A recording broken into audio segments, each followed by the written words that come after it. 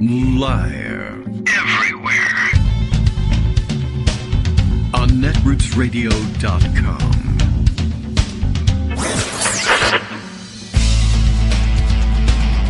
David Waldman. Kagro. In the morning. Now, here's David Waldman. Hey, good morning, everybody. How you doing? It is, what is it? Thursday, April 20th, 2023. I reluctantly agree that it is Thursday, in fact. And, it's Thursday and not Friday. But there's good news whenever it's a Thursday and not a Friday. Greg Dworkin is expected to come by. Of course, I was going to say he come by. But last Thursday he didn't. So, of course, he did come by the Friday, which we usually say he doesn't do that. So anything's possible in this wacky world of Kagro in the morning. All right, lots to catch up on, of course, and let's not do it. Let's just distract ourselves with other silliness that we can entertain ourselves with for a matter of, I don't know. Let's see. Let's see. Are we not on? That's odd. For some reason, I'm getting the message that we're not being carried out here. How could that be the case? Levels say 5, Dave's not here. Is that you? Okay. Well, everything looks like it's working on my end, so I don't know exactly what would be going on. Nicecast seems to be streaming, and I wouldn't know what to do about this. Okay. Greg says he hears me, so that's good. I don't know. Justice, have you turned up the volume? That's the only thing I can think of at this point, but okay.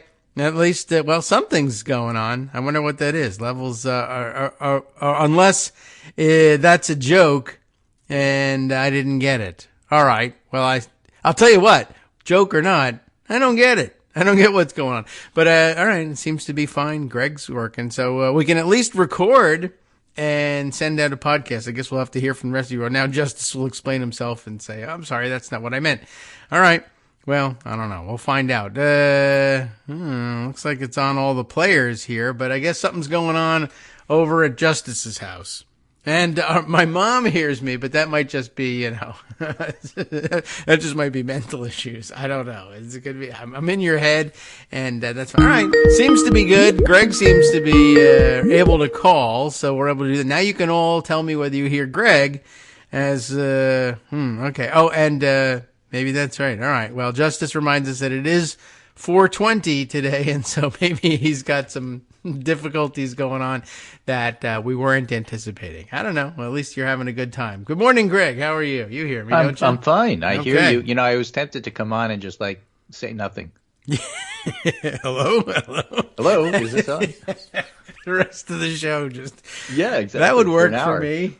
Okay, well, that would be fun. As Scott reports that he hears, the stream is working. It's just it's working Justice. For me too. I heard you. All right. All the indications are that it. I heard working. you say that Justice said it wasn't working. So there. Yeah, that's one indication that it's not working. But okay, we overrule him, and everybody else says it's working. So that's good. Yeah. So the show will go on. I'll allow it. I think so. Thank you. Okay, you're not a lawyer. You don't play one on TV. No, I'm just putting my feet on the desk and with a sombrero. Okay. All right. Well, for those who can hear us, we'll say the following things. So I'm going to start actually with something that's fairly serious. Oh. Which was the last thing that I sent you. I just came across this New York Times piece. It's from New York Times Magazine this weekend. And it's a trigger warning. You don't have to read it, folks. Mm-hmm. But there's a reason I'm bringing it up. Let me just read you the title and you'll get the sense of what's going on here. They saw the horrific aftermath of a mass shooting. Should we, the crime scene investigators, are the ones who document and remember the unimaginable. This is what they saw at Sandy Hook. And whereas there were photographs in the article from the school, they're sanitized ones. There's like an empty hallway sort of thing. No blood and guts and all that sort of stuff. But that's what they saw. That's what they chronicled. And the story is about, the trauma that they undergo trying to do their job, including being interrupted by multiple people, both at state and federal level, while they're trying to document what's going on here. Bigwigs in the police departments around the country showed up and said, I want a tour. The chief of the LA Police Department, that sort of thing. Like, you don't belong here, but yeah, I outrank you. I want you to show me around. You have to stop what you're doing and attend to me. Just like in a natural disaster, the locals often don't want the president showing up in the first day. They have work to do. Right. Okay. Okay. And so the takeaway that I have from the article, it's really searing and, true to life. But for those of you who either suggest politely or insist not so politely, you really should show all the pictures of what happened because it's the only way to commit. See if you can get through the article first. All right. Well, I if guess you can't that's a get good through the test article, stop asking about that. It certainly would present a dilemma, and I understand the inclination. I guess it's it's clearly nothing is ever the answer in all cases. One size never fits all. Yes, so. and that, in fact, if anything, is today's theme of the show. And that's why I wanted to start with this. Well, no wonder I knew I would discover the theme of the show if we don't always have a theme, about it long enough. This week, for whatever reason, we have themes, and probably won't next week. That too is a theme, I guess. Yeah. So there's things. There's indictments of Trump, and what does it mean? It's ambiguous. Well, there's the Fox News Dominion thing. Well, that's ambiguous too. And people want smooth and clear answers, and there aren't any. Fox Dominion, for example, as many smart people have commented on after the dust has settled and it's, had a chance to sink in, Fox paid a lot of money for telling lies. And in fact, their lies are exposed. Mm-hmm. Yes, right? we've seen that. Yeah. This is a piece, Critic's Notebook by James, and I can never pronounce his name. I apologize. Ponowozik. Yeah, we know conservative who you mean, anyway. Critic who writes to the New York Times. Everybody knows what Fox News is now, he says. Even without a trial, the Dominion suit made plain the network's main goal is the maintenance of a reality bubble. And that's true. And so the question I asked online that I didn't get any answers to yesterday you want one? Was, are journalists going to stop pretending that Fox is a news outlet? It's a propaganda outlet. Why don't you just call it what it is? I think don't they defend should. them. Yeah. Okay, I see why you didn't get an answer now. I don't know, and they don't know. But so that they've had to pay $787 million to Dominion. Yes. They've had to acknowledge that they're a propaganda outlet. Everybody knows it now. No, they're not going to go on TV and announce every hour for 5 minutes that we lied. Right. I have bad news for you. It wouldn't do any good. The reason is the people you'd want to reach with that would turn the channel. Yeah, or simply not watch the first 5 minutes of any show. That's not right. It's not true. They have to say that because the pedophiles are in control. Right, exactly.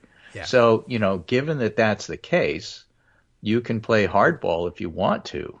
But a reminder that Mitt Romney, in fact, was wrong. Corporations are not people too, my friend.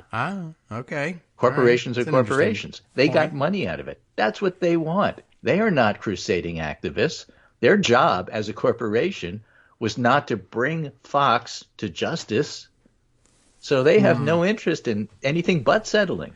And all the experts who, do this for a living say, you always settle. And it's not unusual to settle at the last minute. And Fox has sort of a problem because they know they're going to lose. They have to settle. They're going to pay a lot of money. Mm-hmm. If it's that much money, they may as well hold on to it, invest it for a couple of months, and make some money off of it before they give it away. Mm-hmm. So there's no reason to settle early. In fact, there's never a reason to settle early. And there's always a reason to settle late. So that's how it's done, and it's not surprising, and that's just the way it is, and suck it up and move on. Well, those are all, I think, good points that help explain what's going on here. You should remember, right, there's no crusading individuals here. These are business organizations. This is not Aaron Brockovich who sued Fox News. That's not how it works. You can also take away from it, corporations don't give away $787 million for nothing. They don't do it because they feel bad about something but don't admit to guilt. It's right, because but it's the wrong. Most overarching thing is caught. that we all know that Fox lies, and now it's like in court. It's like under oath that they lie. We know they lie. It's a good lesson and a good way of taking a proper view of the role of the courts here is like, all right, well, even the courts, which are supposed to, I guess guess we still think of as, being those who mete out justice well, they're really just being used in a civil lawsuit situation like this one. All they're really doing is they're lending themselves as a lever to correct a market problem. And that's all it is. Under oath powers to correct the record. Yeah, right. And, to where the record is worth, and they'll only do it when the record is declared to have a monetary value. Sometimes there's a symbolic $1 involved, but keep in mind that the courts can't just take things up. I mean, if you think that they're just special arbiters of justice versus, economic engines and correction machines and that's what they are. They'll only take it up if you put a dollar value on it. If you were a reporter and you said Fox News lies, and then you'd add a footnote. But, I'm a blogger, so I could tell you, I can say Fox News lies, here's my link. Yes. Well, you can always do that. And now everybody has this to link to. But in terms of regarding what the courts do here, you should remember that like the Constitution actually forbids federal courts from taking cases up unless there's a genuine case in controversy, and that usually means you got to put a dollar value on it. You have to show us that there was money involved. That's the injury we're talking about. You can be slandered, but you have to show, well, how much was it worth? Well, that's the civil side of things. So now let's move on to the criminal side of things. Okay, yeah, then that's where we actually just do the justice thing. I mean, we're not great at it, but that's what we're trying to do. So here's an article from AP this morning, just up. More say Trump broke law in the Georgia case than New York's. Okay, all right. So what does that mean? Well, I'll tell you in detail what it means from the article. But from my point of view, they start out by saying former President Donald Trump has emerged largely unscathed politically from his New York indictment. But that's because people already think he's unethical. They won't vote for him. He's going to lose in 2024. There's little change. And so he's unscathed because things are unmoved. Yeah, we haven't done anything with it yet. I mean, he's right. You might say unhelped, but you can't say that because he actually did raise money from it. So it helped him in that regard. Yeah, but you can't say unscathed before there's a trial. But what is the value of polling? Like, for example, I could shoot you in the head or I could poison you with cyanide. Those are not polling. Are you more or less dead? Let's rank the ways in which I killed. What people think about the distinction doesn't really matter in the sense you're dead either way. Dead? More dead than alive. I mean, more alive what's than the dead? point of saying, well, I think he's more guilty in this one than the other? What if he's, found guilty? Well, then you have your answer. That's then a you have quantum your answer, change. right? So that's not something you poll. You poll the jury, but you don't poll the public. Uh-huh. Right? And by the way, I think more indictments are inevitable, and I think they're inevitable like only in a couple of weeks. Mm-hmm. So this is a short-term question anyway, but it's sort of interest for the moment. Okay. Even though it's going to be ambiguous. So only 4 in 10 adults think Trump acted illegally in New York, where he's been charged in connection with hush money payments made to women who alleged sexual encounters, according to the new poll by AP in Newark. 6 are more, wrong. about half, believe he broke the law in Georgia, where he's under investigation. But you're not the jury, and you haven't seen the evidence, so that's nice. The poll finds half feel similarly about his role in the storming of the U.S. Capitol, and about half think his handling of classified documents found at Mar-a-Lago. Again, you haven't seen any of the evidence in any of those cases, but more people think he's guilty in those other cases than this one. And that therefore suggests to the AP that potential future charges in those cases against Trump may resonate more deeply with the American public than his alleged cover-up of payments to porn actor Stormy Daniels and other women at the height of the 2016 campaign, which is not necessarily the heart of Bragg's case. But I don't expect the public to know that, so it's okay to ask them about it. It's just that it's not dispositive, as they like to say. Yes, well, it's certainly unclear. I mean, they've broken it down into the least common factors here. I know four people out of 10 believe this, but 5 people out of 10 believe that. Well, that's not really. And both are bad for you, by the way. So, the Georgia case in particular concerns even longtime Trump supporters, and then they go and quote people. This is what they do in articles. They sort of ambiguously give you the numbers, and then they have a theme, and so they go find somebody that fits their theme. I just feel like he kind of got himself involved in something he shouldn't have. I don't know if it's necessarily illegal, But let the votes be the votes, said Stephanie Trinidad, a Republican who lives in Draycote, Massachusetts, and voted for Trump in 2016 and 2020. The poll offers further evidence Trump has faced limited political fallout, which instead proved a massive fundraising boon. So sort of stroking him a little bit, but I don't really think that that's what it shows. What it shows is that most people, only 30% of Americans say they want Trump to run for president again in 2024. So I don't see that as unscathed. I mean, if that's where you're starting from, I mean, he's not going to win. The more people think he broke the law in the New York case than think he should run for president. So, that's Trump's favorability is also held constant at 34%. Okay. Well, I have news for you. Mike Pompeo's numbers haven't budged very much either. That's a story. They're 1%. Harder sell. 1 out of 10. Less than 1 out of 10. So luckily we have more than 10 Trump people. remains the undisputed frontrunner for the Republican nomination. And again, this fits the theme that most Republicans will even tell you, which is, he's going to be hard to beat for the nomination, but then he's going to go on and lose in the general. Hello? Yeah, only 30% of people think he should run in the first place. Right. So when it comes to the New York case, the poll found 41% say Trump did something illegal, 33% say they believe he did something unethical, and only a small minority, 14%, say he did nothing wrong. Now, if that's what you think, only 14% say he did nothing wrong. Again, you have to explain to me what unscathed means in this sense. Yes. If everybody thinks he sounds scathed, he's a ripoff artist and a scam artist, and this just reinforces it. That's the minimum. Unscathed? No. Yeah. Reinforced. No. Opinions of Donald Trump have been reinforced by what people think about the New York case. That would be a perfectly legitimate headline. Okay. All right. Well, you're not going to get that from AP, and they'll probably also let Fox News back in the fold, too. Right, exactly. These are the guys already in the Georgia case, they say the poll finds 53% say they think Trump broke the law. Well, he did. They think it's politically motivated, but he's guilty. It's hard to avoid that one. I see. President. How is it not going to be somewhat political?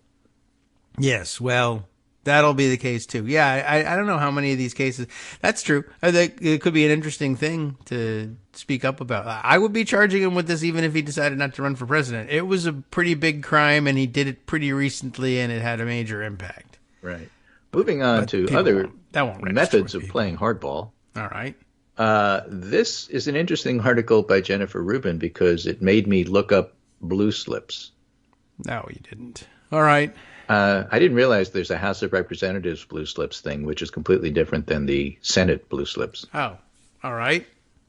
You knew that. I didn't know that. I don't know if I knew that. Which one are we talking about? House of Representatives is exclusive authority to introduce bill raising revenue. Okay. If a Senate introduced bill that raises revenue or appropriates money is passed by the Senate, the House places a blue slip on the legislation that notes the House's constitutional prerogative and returns it to the Senate without taking further action. All right. Yes. Okay. I do know about that. I forgot that they also use blue paper for that. I don't know why. So they use blue paper for that and it's called a blue slip. That's a House of Representatives blue slip. I think we've maybe once mentioned that. But okay. Right.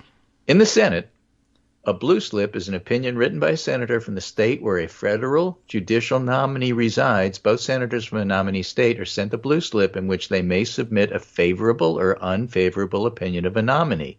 Mm-hmm. They may also choose not to return a blue slip. Keep it for paper airplanes. And the interesting part is this Wikipedia article that I have here highlights the various and different ways that blue slip behavior has changed. Okay. In effect, when the Republicans run it, they tend to ignore the blue slip thing, and when Democrats run it, they stick to it in various and sundry ways, with some variations. They'll even reinstate it when it's abolished by Republicans. Exactly. From 1917 to 1955, the blue slip policy allowed home state senators to state their objections, but committee action could move forward. Remember, when you return a blue slip may say, I don't want him, or a blue slip may say, he's okay.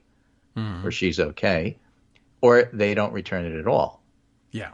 And so some people running the Senate have a policy of saying, well, I retain and reserve the right to send it along anyway if you don't return your blue slips. It's rare that you get negative blue slips from both home senators. Yes. And then you ignore it. Yeah. Usually if you get negative blue slips from both of them, both parties generally will pay attention to it. Why would blue slips be in the least bit relevant? Well, the history, of course, goes back to James Eastland of Mississippi, who from 56 through 78 allowed nominations to be killed to prevent school integration. That's one of the reasons why people are upset about blue slips anyway. But that's not what they're used for in modern times. No. Generally speaking, if you're going to put somebody on a district court or a local court, but federal level, your district might be affected by it. Your state might be affected by it more than others. So yes. That's why they are given the courtesy of having a say in it. It's just that Dick Durbin refuses to change policy. And when Senator Hyde-Smith from Mississippi held up somebody who was completely, totally legitimate, he sent her a sternly worded letter but didn't do anything about it. Should have used blue paper. And so, there's this whole discussion about blue slips and whether or not the Democrats play hardball. But in the end, if it all comes down to Dianne Feinstein is not on the Judiciary Committee, and therefore they don't have a majority vote and can't do anything, and even were she to resign, as we talked about the other day on the show, the Republicans could still block filling that committee assignment because it requires a reworking of the rules at the beginning of the Senate as to which committee is what and their makeup and how many each side has and all that sort of stuff. Then what's the point of getting upset about Durbin's blue slip shenanigans when, in fact, in the end, the bottom line is you still can't get your justices. Yes. And judges. Yeah. Right. Well, there's some interesting interplay there. I mean, so hardball. Again, looking Fox through. Dominion. How come you're not more upset? Because, they're a corporation, they got money. What did you expect? Well, why aren't you more upset with Dick Durbin? Because Dianne Feinstein is really the issue, and yelling at Durbin isn't going to change the bottom line of do you get more judges? And I hate to be practical about these things, but sometimes you have to step back and say, what are we doing here? Yeah. I mean, there could be an overarching call for, as there always do is, the right filibuster thing, fine, reform. But don't make it. This is not the hill you're going to die on. Yeah, I mean, or at least you have to do 2, 3, 4 hills in order to make any of these things work. If that's your goal, I'm okay with that. If it's a long-term thing, that's cool. Yeah. Well, I mean, right here. So for filibuster reform advocates, they can certainly say, this underlies this. It does take a while. Yeah. And, this is the reason that this should have been targeted a long time ago. Plenty of people have been speaking up about blue slips and the Democratic proclivity for reinstating them even when Republicans have gotten rid of them. You should never backtrack on anything like that. But Pat Leahy did it before Durbin, and Durbin does it now. And, yeah, that's kind of a disturbing pattern. And Jones probably been complaining about that for, I don't know, maybe as long as 15 years. It's been a while. So, all right, well, yeah. But even if you manage to get rid of the blue slip problem, there are others. If you can't deal with Dianne Feinstein, if you can't fix both of these, the judges aren't going to just start piling up, on their own. And of course, other tools will be available for Republicans to slow that process down too, and you may have to defeat all of them as well. But you bring up a good point that there's a lot of interplay here. And even if you get past one insurmountable problem, there is another one waiting for you. Right. So here's another court thing. Boy, for a non-lawyer, I talk about court stuff a lot. That's You're because the law talking the guy. Trump administration and the Trump post-administration find themselves in court a lot. Yeah, well. So as you know, and as the public knows and has weighed in on, Alvin Bragg has indicted Donald Trump. Yes. So Jim Jordan, in an attempt to defend Donald Trump, wants to weaponize the ability of the House of Representatives to make noise. So they've attacked Alvin Bragg. And they've even gone and subpoenaed one of his former attorneys, Mark Pomerantz, who used to work in Bragg's office, And Bragg objected to that. And he thinks that, correctly, that Jim Jordan is trying to intimidate him and it's not going to work. All right. So he sued Jim Jordan and Congress over this. I'm not sure that was wise, but that's what he did. Okay. All right. And a lower court said, wait a minute, you can't do that. Congress has every right to subpoena people. It's part of their speech clause, and they need it to do legislation, so you can't do that. Well, just now, the United States Court of Appeals for the Second Circuit said, wait a minute, I'm staying that while we think about this. All right.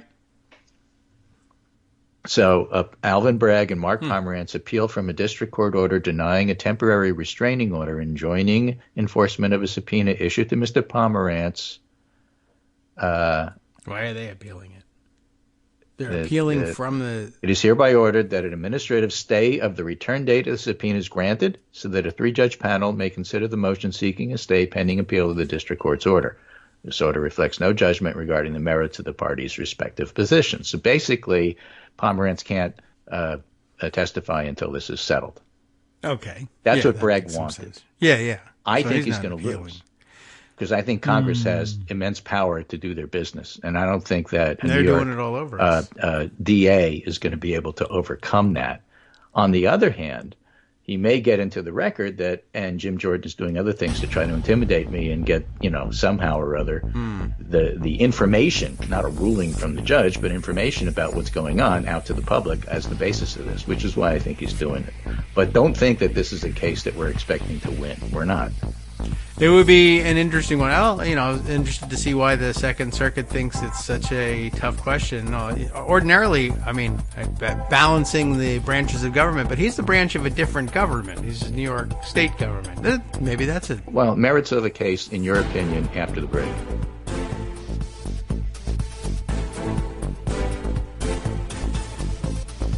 Hi, I'm Scott Anderson, the guy that writes the daily summary for this show, Kagro in the Morning. Thank you to everyone that supports this show. Many of you send donations through PayPal, Patreon, Square Cash, Radio Public, and so on. Some of you write your own essays and send them in, or read articles with your own commentary. We appreciate it. Now, some of you are listening to this and thinking, I'd like to help, but isn't there something I could do that wouldn't require money or effort? Why, yes, there is. You can just like us. On Daily Kos, they call it the recommend button. YouTube has a thumbs up. There are hearts and likes and love buttons. Tap our love button. Tap our love button every day. Share our shows and summaries on Facebook and Twitter, YouTube and iTunes, Stitcher and Amazon. Most of these places allow you to write a review, so a sentence or two would be great. Recommend us to social media, or tell your friends to listen to the show. You aren't just helping us, you're helping them find their new favorite thing to listen to. You could change the world. So thank you in advance from me and everybody else in the world.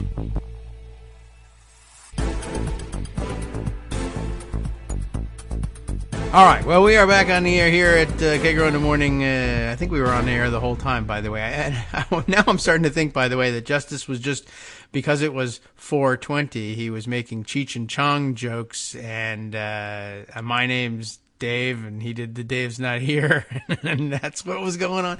Anyway, we've always been on the entire time. That's okay, because we didn't say anything that I'd be embarrassed about. Right. This time. Okay. And if you did, we always have the old censoring horn. I was just, speculating with David whether or not it was on the air. The merits of this case. I don't know how Bragg expects to win. But of course, there'll be people on our side that expect him to win because, truth and justice and the American way and all that sort of thing. And I just don't see it. Well, I don't know exactly what I got to read closer into it. And I expect that there could be complications in it, given that it's a state district attorney's office, a state level thing, and a federal government interfering in what's going on there and back and forth. But even if it was just the members of Congress looking for testimony from people from the Department of Justice, if there's an objection made, even if it's a lousy one, it takes a certain amount of time to iron it all out and settle everything. And remember that a lot of the bulk of the time in the Trump administration was spent trying to run out the clock on things that they wouldn't have to testify all the time to. And maybe he's just running that play. And if he can make it a year and a half worth of appeals and minutia and issues that the court has to deal with before finally deciding, you do have to testify. But it only happens, and the decision only comes out after there's been another election in 2024, and this time the House is got a Democratic majority, and they run this thing, and they dissolve the committee that issued the subpoena. No one has to testify. So, I don't know if that's his play, but it's one that's out there, and we just watched the Republicans use it rather successfully in some cases. In others, they went through the process and lost, and then they were forced to testify, and then we all kind of scratched our heads, and nothing happened. I mean, there was a insurrection, happening. And, there are members of Congress who should be in jail. There, so I'm not going to say nothing happened because these things just take a while. One thing that did happen, though, is that Mark Pomerantz, the person that from Alvin Bragg's office that Jim Jordan subpoenaed, was supposed to testify today. He won't be testifying today, so at least they did that. It's a win for today, if that's what you're after. It's a win for today. Yeah, I don't know. I have to figure out exactly what. I never did stop, and we may or may not have noted that he was suing Jim Jordan. I mean, it seems like large enough news, but that's okay. You'll have till Monday. All right, we'll read what it's all about. And, yes, generally speaking, though, the House will have that power to subpoena whoever they want. But, of course, whoever gets subpoenaed has the ability to ask a court, well, in my special case, maybe the answer should be no. I mean, and even when it's dumb, that could take us 10 to 12 days to tell you that it's dumb. Right. Now, moving on to other things in the House, and again, playing hardball here with ambiguity in mind. You may have heard, and the news may have covered, the fact that we're getting close to a debt limit confrontation between the Republican House and the Democratic White House. Yes. Or, in that case, the White House representing the American people. Now, it turns out that Kevin McCarthy announced yesterday they have language for a bill to deal with the debt limit, and they're going to try to get it passed next week. Okay. Whether he can or cannot get it passed, what's clear is that he's told reporters that he's buoyant about the chances. And so dutifully, they've chronicled and reported that. That doesn't mean he really thinks it can pass. It doesn't mean he's happy about what's going on, but he says he is. Okay. And so, they just want to know how to spell buoyant. In the world of Congress and D.C., you have to report those things as if they are true. He said it. Because he said it. I got to write it. However, I'm not clear that he has the votes. And what is happening is he's putting together a wish list on the right, which he could then turn to them and say, look, I did my best. I didn't abandon you. I came the closest I possibly could, and anybody you replaced me with wouldn't even come this close. So leave me be, and let's get this work done later. That's his play. And the problem is he's getting some really embarrassing pushback. All right. And you'd think that as House Speaker, and we talked about this yesterday, when Nancy Pelosi needed 4 votes, she got 4 votes. When she needed 6, she got 6. Okay, maybe she'd get 7. But she got it done. Yeah. It's not clear that Kevin McCarthy, being as weak as he is, can get anything done. And let me give you an example of one of the weakest members of Congress pushing him around. All right. Which is really amazing. Okay. Sources close to George Santos tell me he's not voting for the debt bill over concerns of a week work requirement for social programs. Okay. Huh. All right. I didn't even know that was an issue. Aaron, it's not an issue. Oh, but Aaron Frischner, no wonder. Who's a chief of staff, I think, for Don Beyer, says many jokes will be made, but do not underestimate George Santos's leverage over Kevin McCarthy here. As you game out a GOP primary in New York 3, Kevin McCarthy's facing a major showdown on the debt limit, and every vote matters, and George Santos is something they need. And Sean Spicer noticed once McCarthy didn't answer when it came to supporting Santos's reelect, all of a sudden George Santos found a concern. So that's why I said, well, I don't know if it's a real concern or not. The point is, Santos is sending McCarthy a message that you need my vote, you better suck up to me. Wow. And I don't think that I'm wrong in calling him the weakest member of Congress, but every member of Congress on the Republican side is strong when McCarthy has such a tiny majority, because any of them could sink his program. Basically, George Santos says, I've learned my lesson from Joe Manchin and Kirsten Sinema, and let me show you how it works. Funny. You are counting on my vote. You better suck up to me, buddy, or you are screwed. This is how we play hardball in New York. And what's McCarthy going to do? He's going to endorse Santos. Suck up and all of a sudden, Santos's concern is going to be alleviated by some language change that he didn't see coming, or it's been clarified to him what that really means. Right. Maybe. I mean, and he may then find another objection, too, and try to get something else. Until McCarthy gives him what he wants.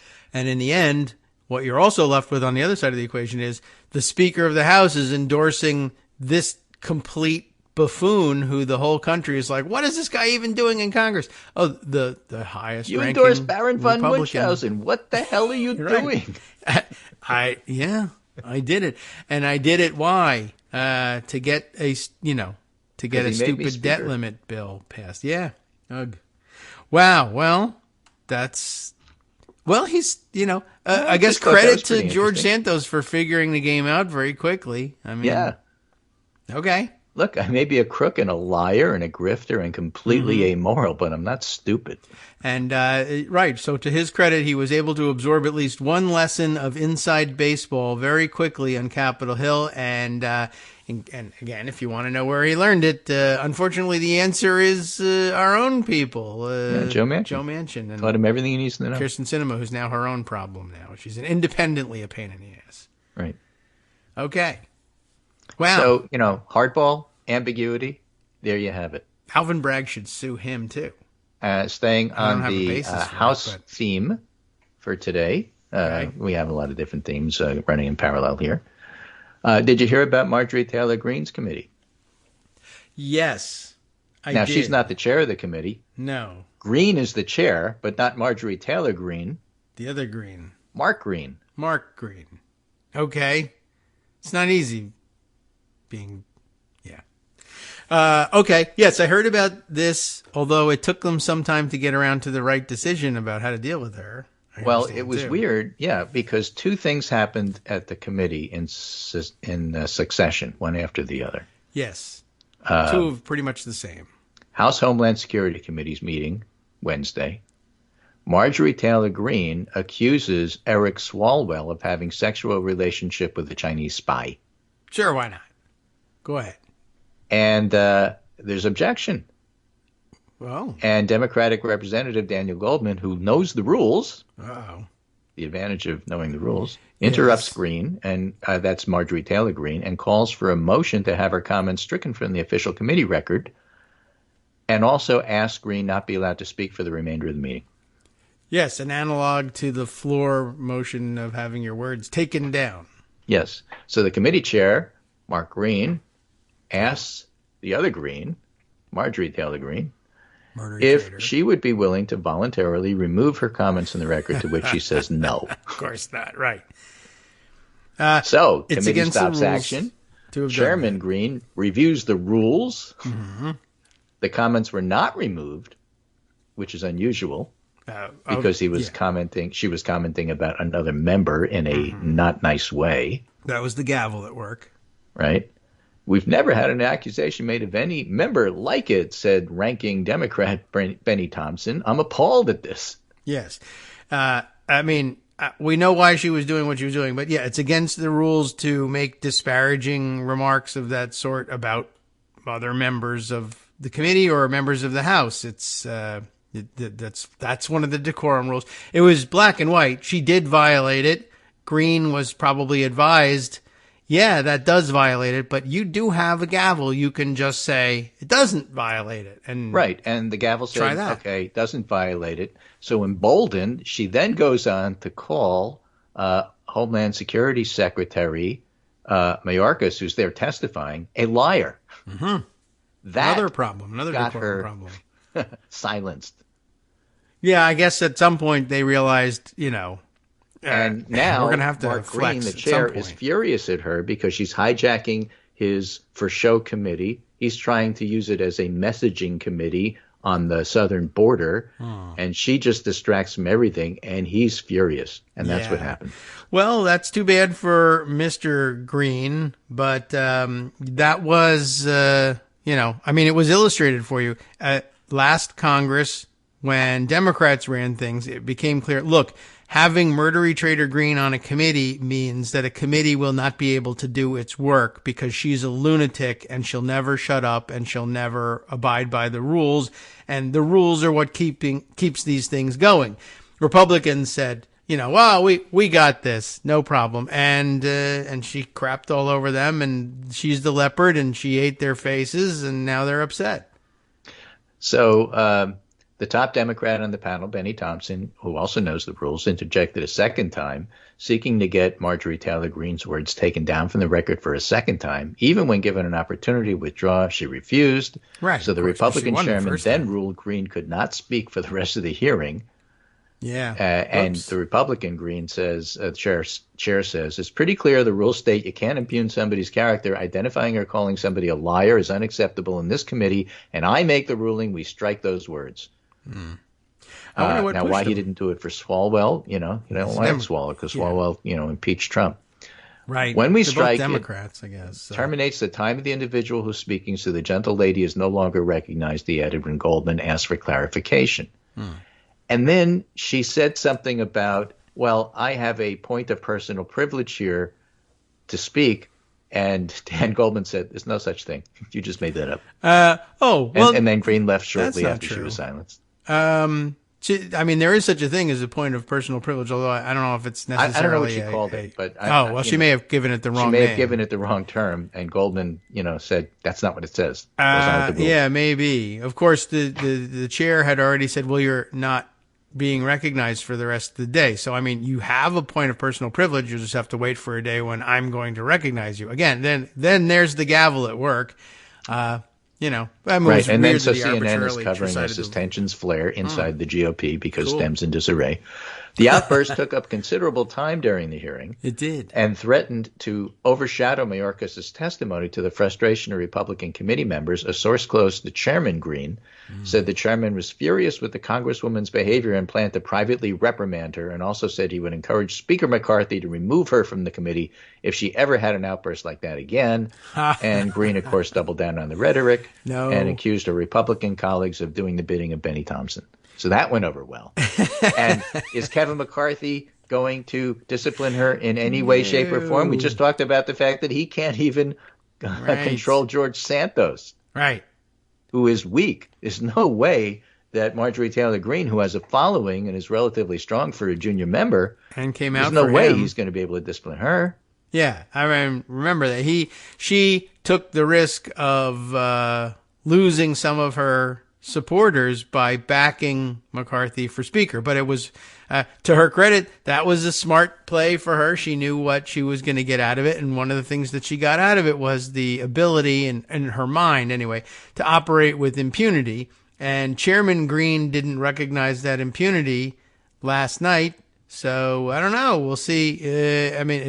You may find that it's Chairman Green who ends up getting the reprimand from McCarthy, except McCarthy doesn't really know how to reprimand anybody. Well, what's going to happen is that Marjorie Taylor Greene is going to reprimand McCarthy. Let's be real here. Yeah. The real chairman is. She'll certainly reprimand Chairman Green. Today, she now, resumes. I don't know if they have a hearing or not, but, she's not silenced forever. She was just silenced for the day and in committee, and I'm surprised she maybe she did. We might not have noticed that she may have taken to the floor late at night. I noticed it when Nancy Pelosi silenced her by, yeah, throwing her off committees. Well, that was one. Yeah, that's one way of handling it, and we suggested that you take that suggestion. You're the one that put her back, right? This was your idea. You were proud of it. You fundraised off of it. We're gonna put her back on committees. So I don't know. Chairman Green can ask for all that money back or something. But yeah, she'll probably take to the floor and maybe I don't know whether she'll do anything in committee, but she may do a special order speech screaming about how he's got to go. And all of a sudden, you'll find people outside of Chairman Green's house threatening his family, and he'll have some idea of how this whole thing works. Well, the House is such a remarkable thing. It has a function in government, no doubt. But most of the time, actually, what the House is are small-minded members throwing tantrums where nobody outside of Washington really cares. Yes. Yeah. That's what it's evolved to. There.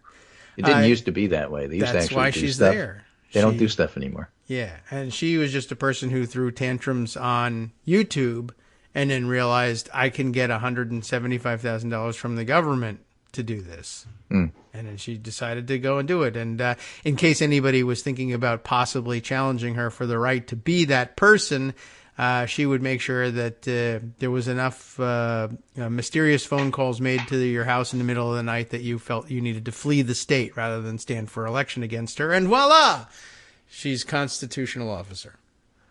So moving on, the next thing we're going to cover here is the odd dynamic between Donald Trump and Ron DeSantis. Yeah, okay. You can't help but have an odd dynamic when either one of them are involved. Put them both together, and I guess you're guaranteed there's going to be an odd dynamic. Right. All right. So this one's the New York Times. DeSantis' electability pitch wobbles despite GOP losses under Trump. And the weird thing happened is, I think we mentioned this on the show yesterday. If I didn't, I wanted to. That Ron DeSantis goes to Washington, D.C. to talk to Congress and make himself look like a big player, where actually he's a little man on a big stage. And it turns out that more of his delegation, on the day he shows up in Congress, direct insult to him, endorsed Trump, then endorsed DeSantis, which is incredibly embarrassing. Yes, more so even than those white boots. Yes, DeSantis' electability pitch wobbles. The former president's rivals are seeking to tap into Republican frustration with recent election disappointments to urge a new face for the party, but it's proving to be a tough sell. So now you have this dynamic, again, that nobody wants to talk about, like that AP poll, that nobody wants Donald Trump. They would love to have somebody else. They thought it might be Ron DeSantis, but they've noticed, I don't think so. Yeah. So where does that leave them? They still don't want Donald Trump. But when I say they, we're talking about party elites, donors, members of Congress. Okay. The voting public very much wants Donald Trump. A complete 3 out of 10. Weird dynamic where they keep talking, the elites, keep talking to places like the New York Times, which are elite outlets. Sure. About they're unhappy with Trump, but they're unhappy with DeSantis. And the voters say, I don't really care what the New York Times says. I'm voting for Trump again, at least in the primary. Well, he's going to lose in the general. Well, I'll deal with that when it comes. Yeah. I don't want to learn a new name. I already understand. I know the Trump name. What about Ron DeSantis? Well, I was giving him a look because he seemed tough, but he was beaten up on Disney. I love that. Actually, I don't love that now that I think about it because, I'm for business and low taxes, but I don't know what to think about that. And by the way, I don't know. I'm just going to vote for Trump. That's just the end of it. And if you elites want somebody else, go talk to the New York Times. Don't talk to me. And by the way, I hate when mommy and daddy fight. So Trump and DeSantis better not get into it. Well, they're getting into it. At least Trump is. Oh, I love it when Trump does it. Well, DeSantis isn't doing it. Well, that's good because I don't want him picking on Trump, even though I haven't decided which one I want. Yeah, but on the other hand, one of the reasons I don't like DeSantis as much is he's weak. He won't fight. Yeah, exactly. Okay. So that's the dynamic going on. And if it all seems like ambiguous and weird. It is. It is. Right. He should paint his face orange like Trump and see what happens. Half of it. He's right. If you want to make the makeup last. The other half. Right. And it's not like it has to be a big expense. That's like an acceptable color. Yeah, down there. That's right. So I guess he should try that. I mean, right. He could just say, I'm getting ready for the Miami game. Yeah, and just leave it at that. All right. Well, I mean, it's an option that's out there. You did the white boots. I don't see why you wouldn't do this. Yeah, but of course, If you remember the old Star Trek shows. Yeah, but he's orange on the left and blue on the right. We're orange on the right and blue on the left, people. I can't vote for him. Yeah. Well, that explains a lot. Anyway, this New York Times piece goes on to say, for years, electability has been the fool's gold of Republican politics. Since the rise of the Tea Party more than a decade ago, Republican primary voters have consistently cast ballots with their hearts, sneering at so-called experts, like we here at the New York Times, to select uncompromising hardliners as nominees. Even as losses in winnable races have mounted, the mere perception of running as electable has repeatedly backfired, giving off for many Republicans the stench of the reviled establishment. Yucky. He's a rhino, you know. Right. Well, what does that mean? He's trying to win this election. That's not what I want. Yeah, only establishment types win elections because, of course, if you win, even if you weren't an establishment type, they give you the keys to the establishment washroom. That's the point. See, Glenn Youngkin was very successful about lying about who he is. And in the end, I don't know that that's what Republicans are really looking for. They'd rather lose with a guy who's straightforwardly a jerk than win with a guy who's successful at hiding the fact that he's a jerk. Yeah. We want the jerk. It's the jerkness we're voting for. I don't like seeing all the jerkiness, but if they lose every time, I guess I'd be in favor of it, and we just have to hold our breath and get through elections with jerks in them. It sounded like an excuse to get conservative voters to support somebody they don't really want, said Whit Ayers, a veteran Republican pollster, citing GOP losses while Trump has defined the party, 2018, 2020, 2021, 2022, and that's why I say he's going to lose in 2024. Mr. Ayers added, there's no education in the fifth kick of a mule. And that looks like that's where we're headed. I guess I get that. I'm not usually used to so putting lose things again. In mule terms, but yes, right, okay. I mean, and people won't understand. If you didn't learn from the first one, you're not going to learn from the fifth one. I guess so. That's fine. I guess they might just stand there and keep getting kicked, and to the extent Here's The Nation, fine, John Walsh writing, Ron DeSantis might have already blown his shot at 2024.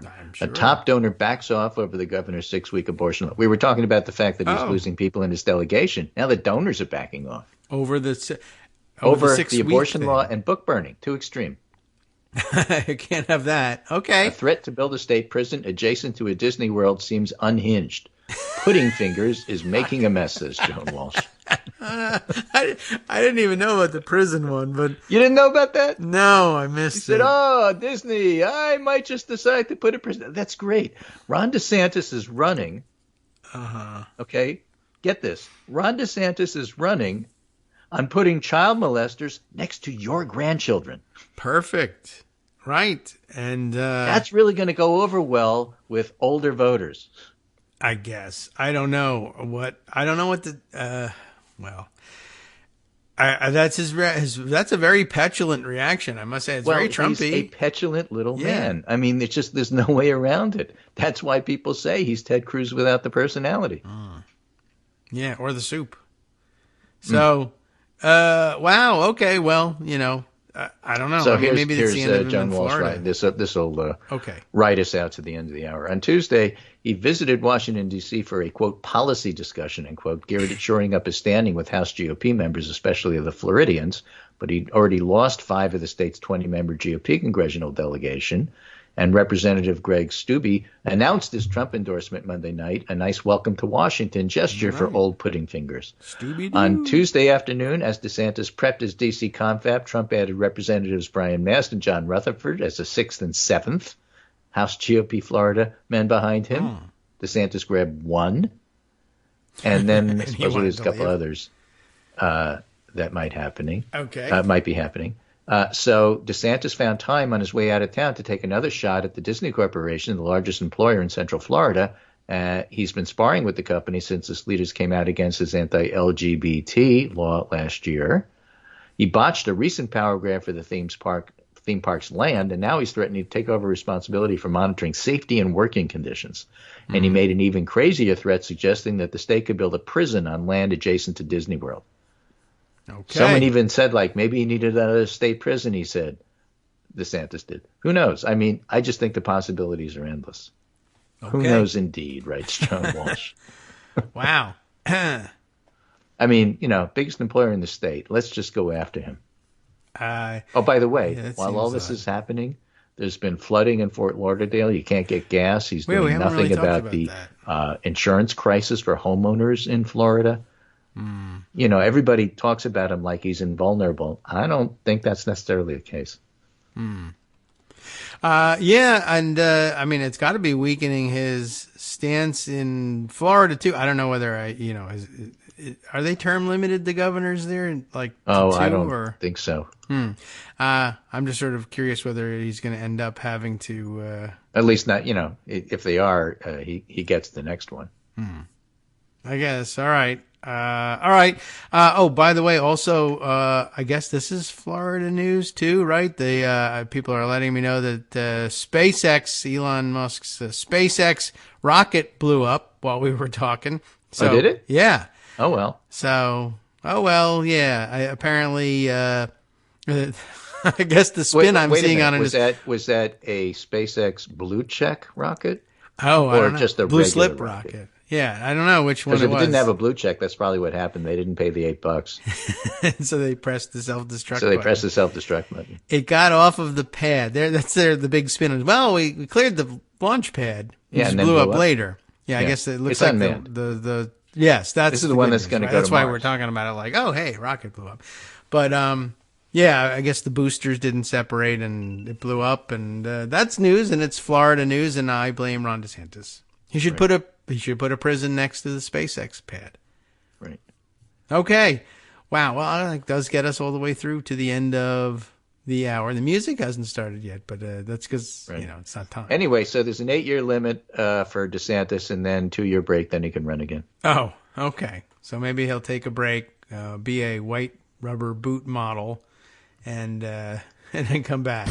But not if he destroys his career first. Ron DeSantis is a petulant little man who's not going to be the next president. Yeah, well, that's good. I don't even think he's going to be the GOP nominee. But it looks increasingly unlikely. That's fine. I don't mind the. Trump doesn't look so strong either, but he'll win in a vacuum. Yeah. So all right, let them fight in a vacuum, I say, and hurry up, get the air out of there. Thanks, Greg. We'll see you next week. Yeah.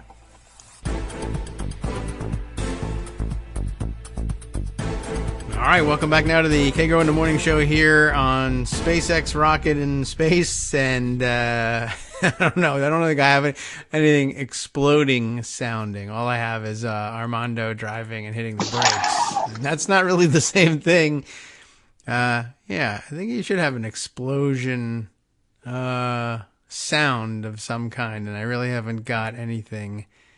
We're just not launching enough rockets, I guess. But let's see. All right. Well, it seems to be the case that has happened, and there's some video available. Oh, Scott has just sent me a different video. Greg gave me one over the break.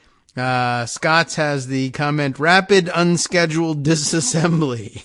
This is what they're, how the jokesters are referring to it anyway. But yeah, that blew up good. It's very dramatic looking, and there's nice video of it. And I don't know what was on board. I just know that there weren't any people on it. So, that's the good news out of the rocket explosion vertical that we maintain here on the Kagro in the Morning Show. Okay. Well, wasn't expecting that one. But all right, let's see. Other things to now process. Let's see. Oh, we have so many things hanging about here. Some of these things should have been out of the way and archived already. Let's see. In random news on the January 6th front, to temper my remarks about nothing happened. Of course, my remarks about nothing happening after January 6th was really more about members of Congress who really should have been indicted for their roles in January 6th and haven't been. But the people who showed up on their behalf have certainly paid the price. It's been slow going, but it's actual real and dramatic progress. So we interrupt the news as you were hearing it before for this news from lawandcrime.com, a source we've been back to a couple of times over the years. Mr. Zip Tie and his mom. Remember those two in the, were they in the Senate gallery or the House gallery?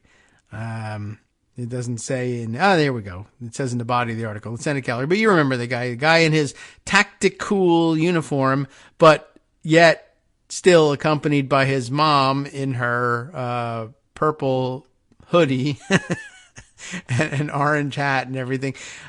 It is funny that he spent so much time and effort, put so much time and effort into dressing up tactical, but still took his mom with him and, got photographed that way. But, anyway, it was his time in the barrel, I guess, to borrow that phrase, and he's gotten himself sentenced or convicted, I guess, at this point. Zip ties. I need to get me some. That's a quote from him, I guess, at some point that starts out the headline in this Law and Crime piece.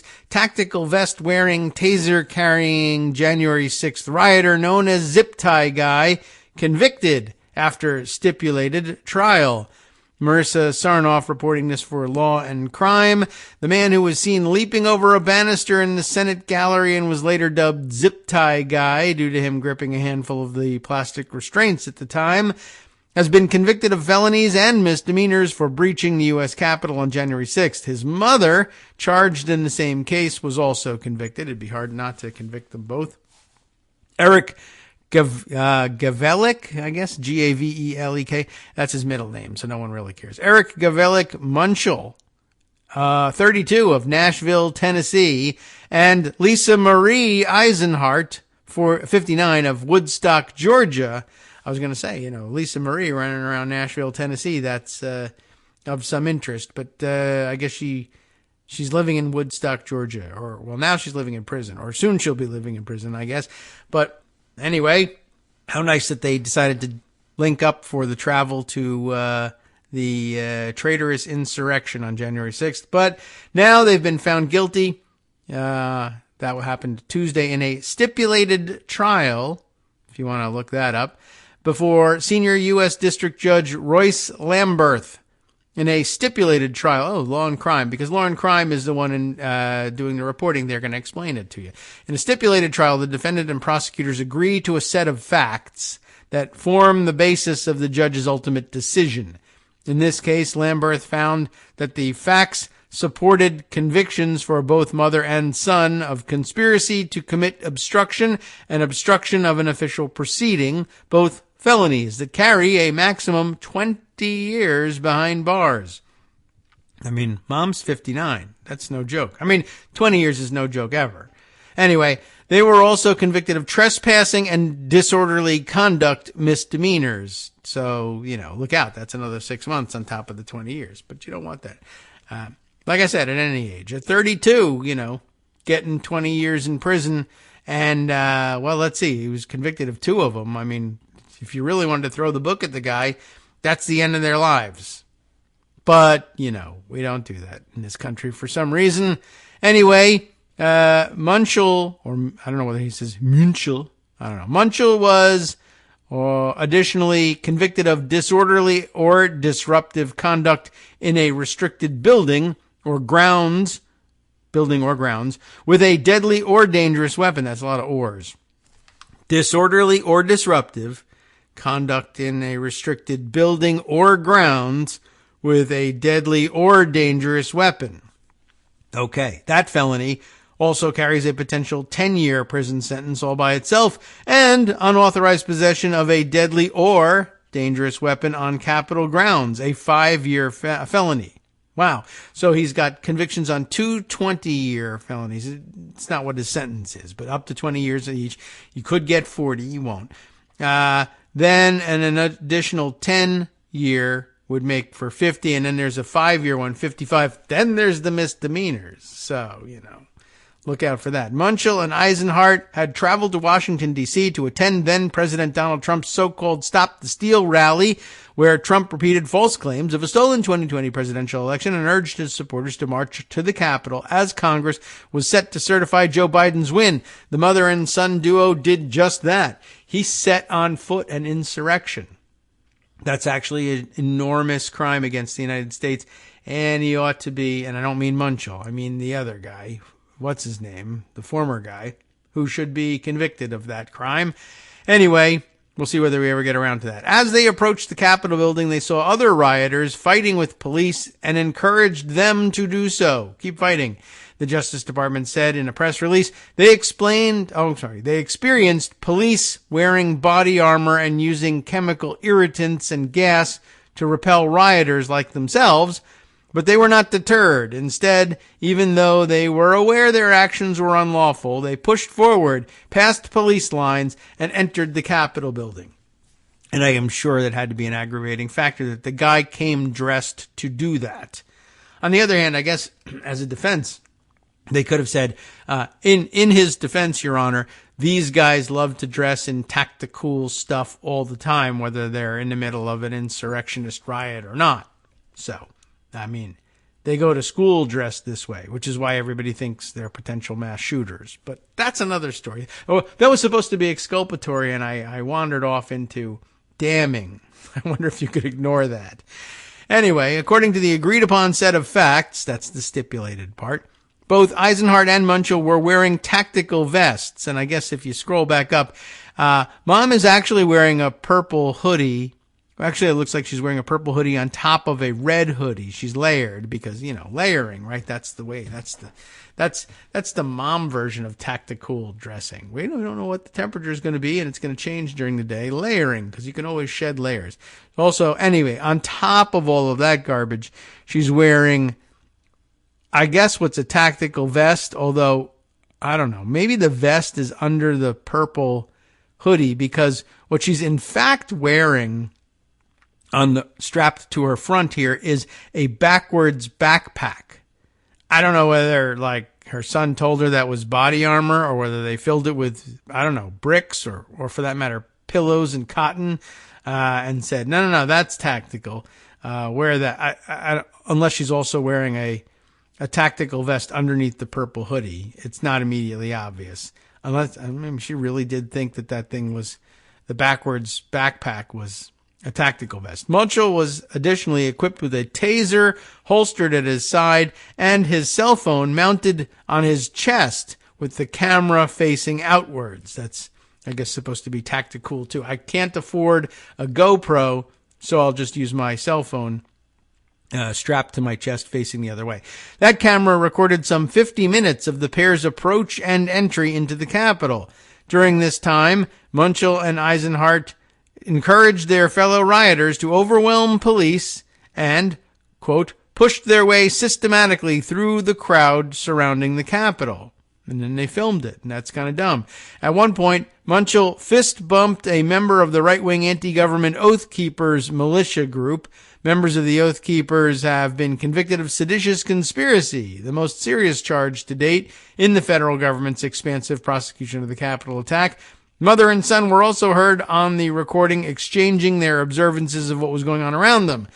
This S word, you get it. So this is on the news, that guy was saying, Eisenhart says. That was Mom, by the way. You kiss your son with that mouth? Yes, apparently so. Oh, yeah, they are going to use this against us as hard as they can, Munchel replied, and in a prophetic I don't know what conclusion, they did in fact use it against you.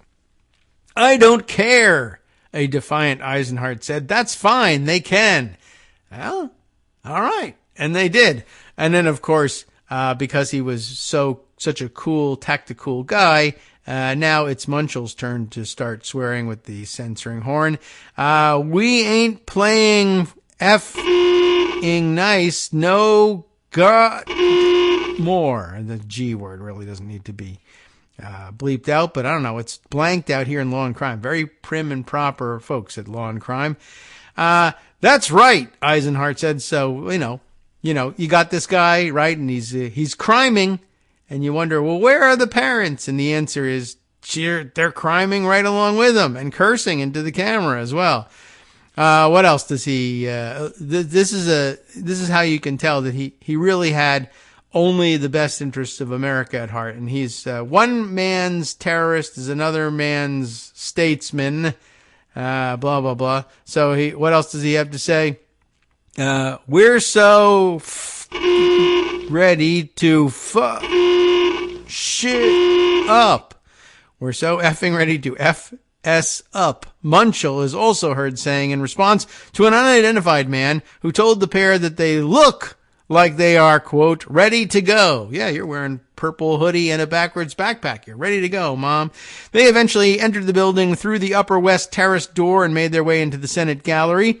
On the way, Munchell apparently spotted in an interior closet the plastic handcuffs to which he would eventually be linked. So he didn't bring those from home. Upon seeing the zip ties, Munchell shouted, "Zip ties! I need to get me some of them, motherfuckers." The stipulated statement of facts says, Munchell took several zip ties and Eisenhart took one. Why waste them? I only want one. Multiple other individuals took zip ties. After grabbing some of the zip ties, both Munchell and Eisenhart entered the Senate gallery. Munchell was still carrying his holstered taser. They stayed inside the Senate gallery for a few moments before eventually making their way out. They realized, wow, we're actually fairly high up off the floor. If we wanted to get down there on the floor, we did. There was video of some people hanging down from the railings and then jumping down. It's not safe when you're with your mom to do that. So basically they went in the wrong door. They didn't know where they were, and then they wandered around and then left. But first hopped the banister on their way. All right, let's see.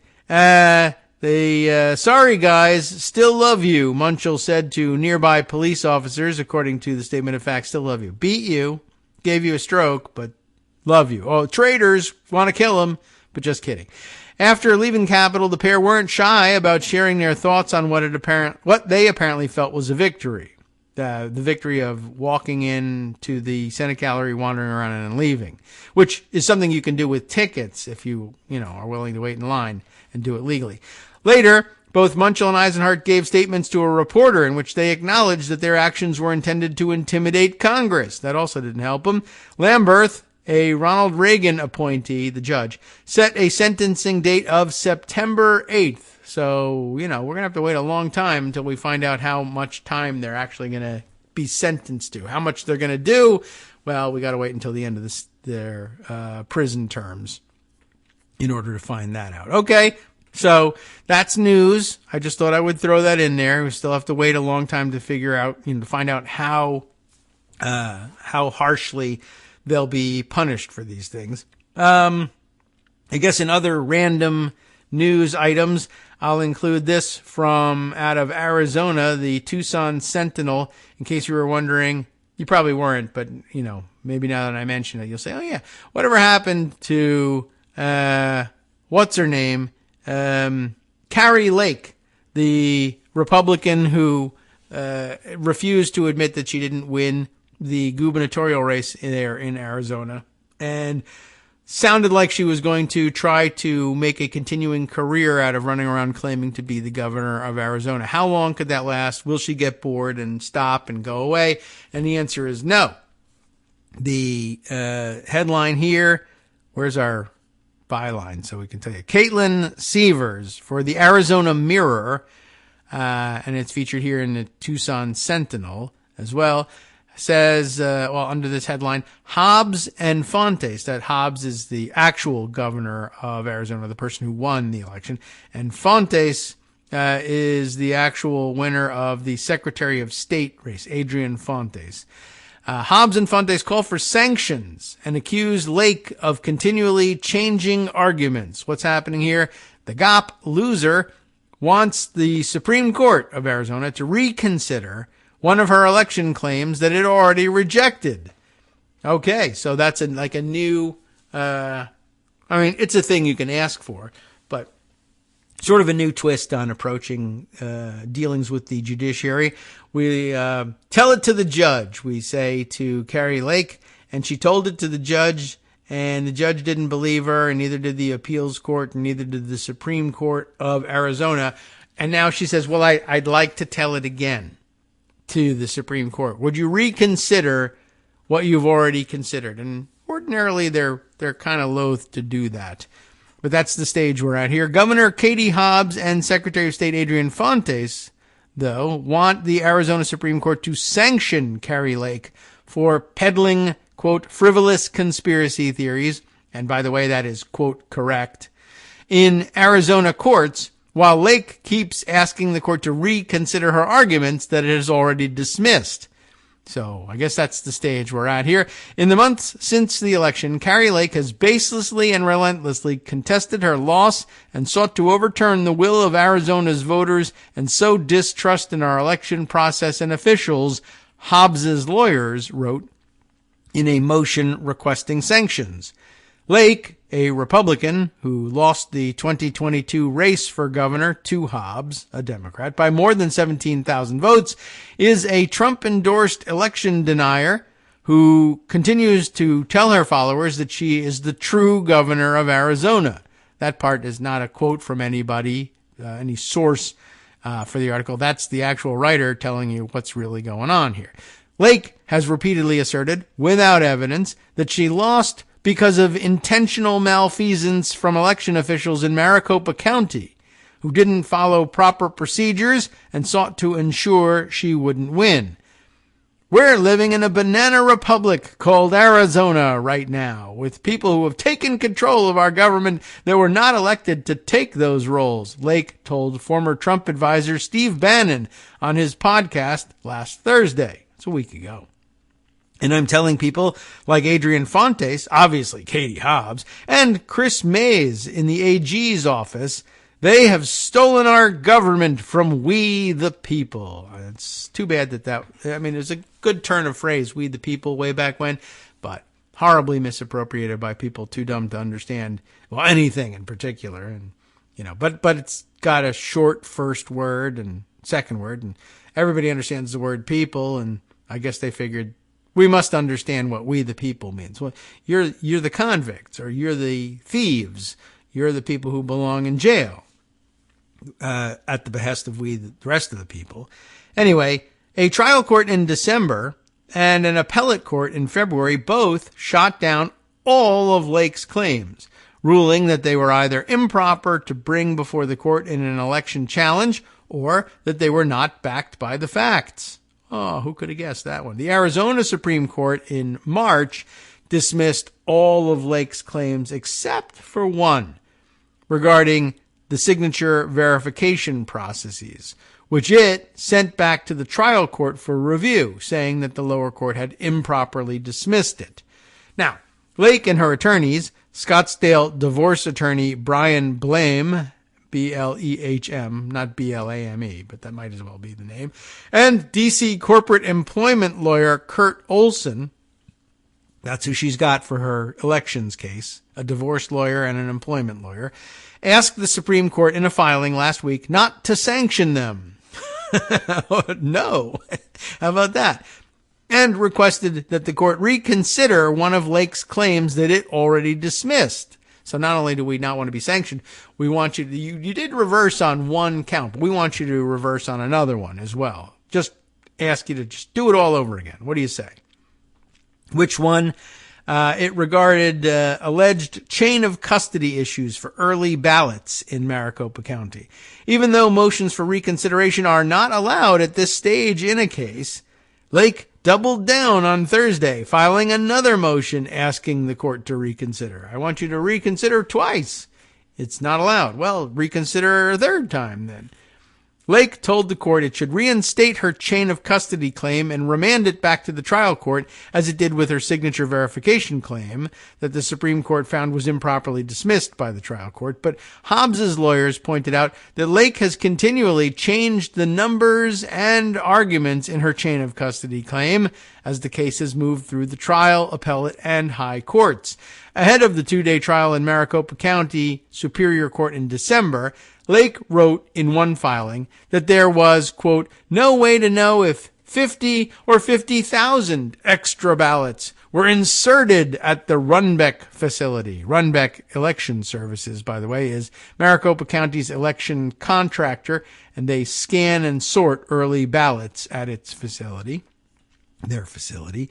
Then in her appeal, Lake said that 25,000 or more legal ballots were inserted, or illegal ballots, I guess, really should say, but it says legal. Legal ballots were inserted with the legal ballots at Runbeck.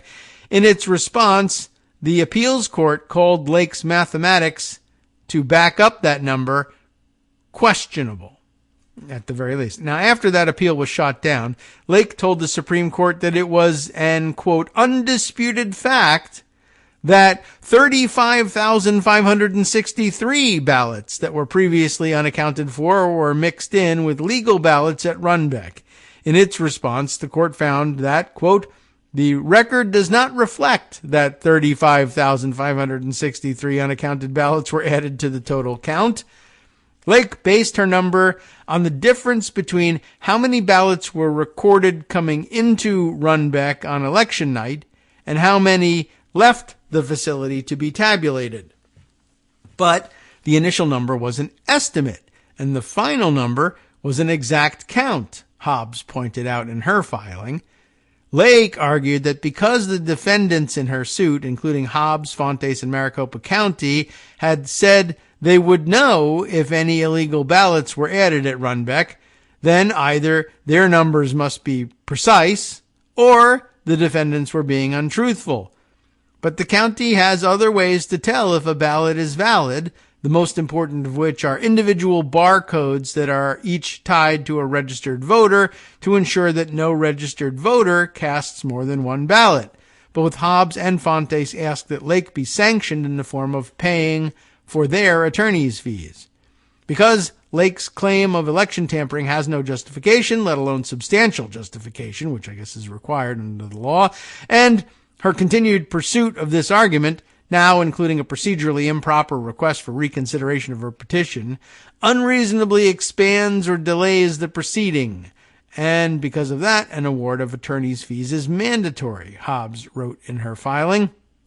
We'll see whether the Supreme Court of Arizona actually agrees or not, but no end in sight for the spectacular and spectacularly wrong claims from election deniers like Carrie Lake. I guess she's able to raise money and live off of this story.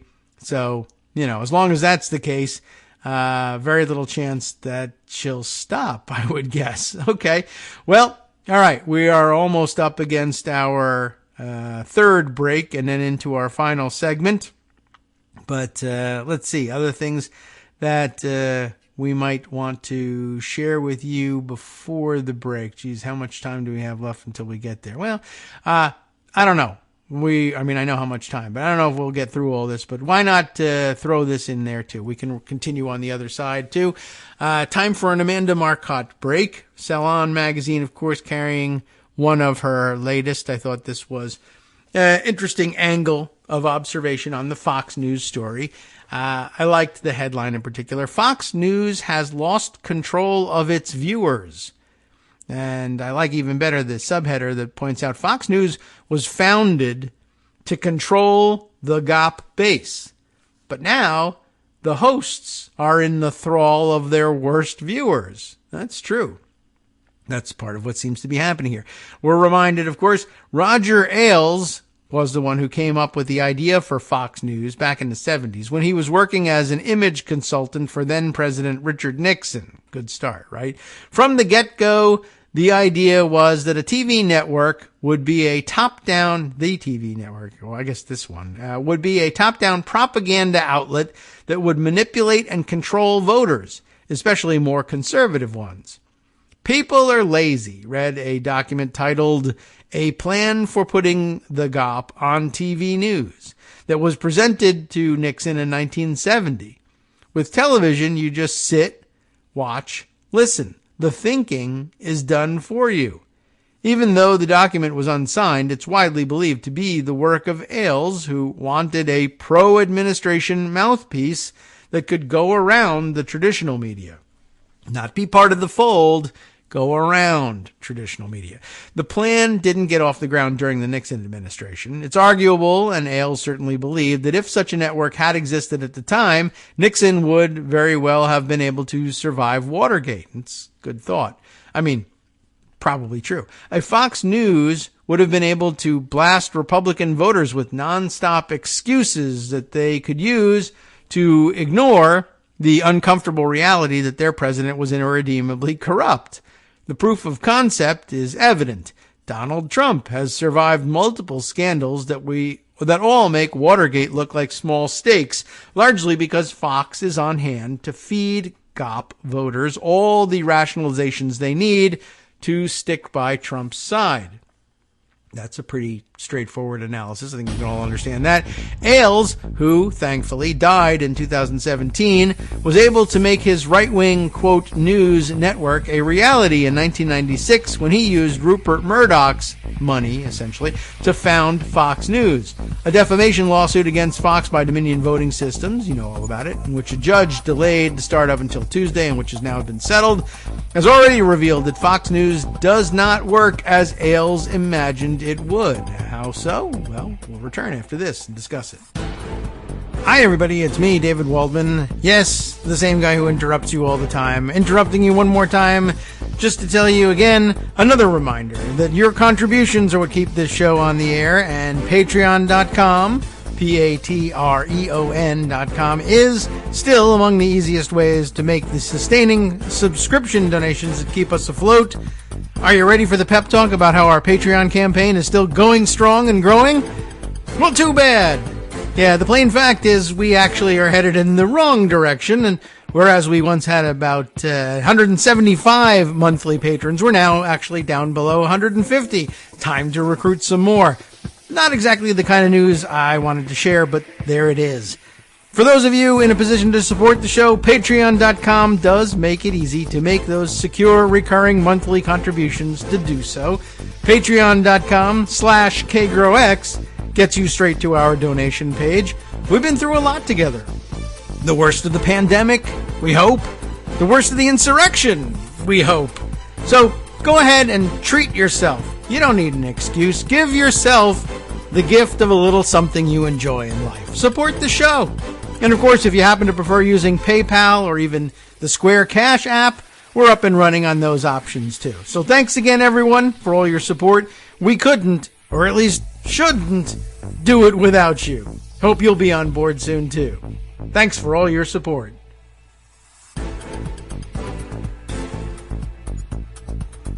All right, welcome back now to the Kagro in the Morning Show here on Netroots Radio. Let's continue with and finish up with Amanda Marcotte's observations on, the weird dynamics between Fox News and its audience, which it was designed to control. And yet it appears, I guess we should be, in a way, I guess we should be glad for the fact that it turns out that television alone doesn't actually control people. But I don't know if the outcome of the experiment has been a good one, and I don't know if it's any better if they can't be controlled by television, but they can be controlled by lunatic Facebook pages instead. The thinking is still done for you, and it was just that Roger Ailes, at the time he wrote the memo saying that television could control them, didn't know that there was going to be an internet. And as it turns out, that's much better at controlling them, I think. But maybe it doesn't control them there either. I don't know. I guess also anything that depends on turning you into a raving lunatic is probably never going to be able to control you. It can turn you into the lunatic reliably, but then once you're a lunatic, how controllable are you? I don't know. And I guess he didn't finish the thought process. I guess he wasn't planning on turning people absolutely crazy. But you probably should have guessed that just basically feeding them a steady diet of untruths wasn't what else was going to happen with them? Anyway. All right. Well, let's read on here.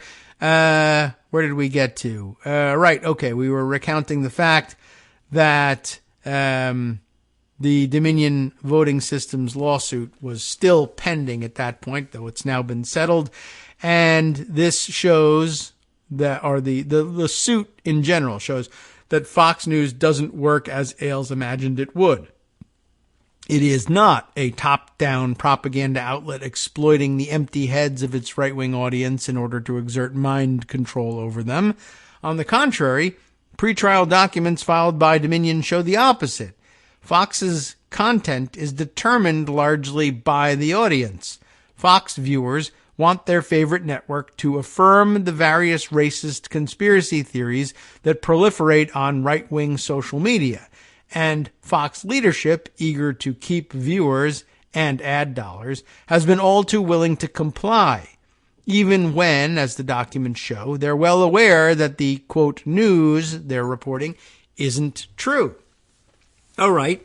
Well, a good point, although I guess I would say that the counterpoint here, to put a finer point on the point here, is, well, interestingly, it seems Ailes has fallen victim to the same failure to understand exactly who and what the nature of the beast he was dealing with was, or who and what the beast was that he was dealing with, and what its nature was. There we go. See if we can correct the syntax of that. Anyway, the point here is Ailes envisioned using a television network to control Republican voters. That's fine as far as it goes. What he forgot is, well, my partner in this is going to be, well, for one, Rupert Murdoch in particular. But we're going to need to find somebody to fund this thing. It's going to have to be a corporate entity. And I don't know whether it's a failure to understand the nature of corporate entities or whether it was a failure to foresee what corporate entities would become and how they might operate. And at 1970, it was probably pretty difficult to predict exactly where the prevailing wisdom of the nature of corporations, what people in general would consider to be their driving motivations, etc. That hadn't quite yet been formed. Milton Friedman and others were still in the process of defining that for us. Even by 1996, it wasn't entirely clear, but it was, I guess, the outlines were there.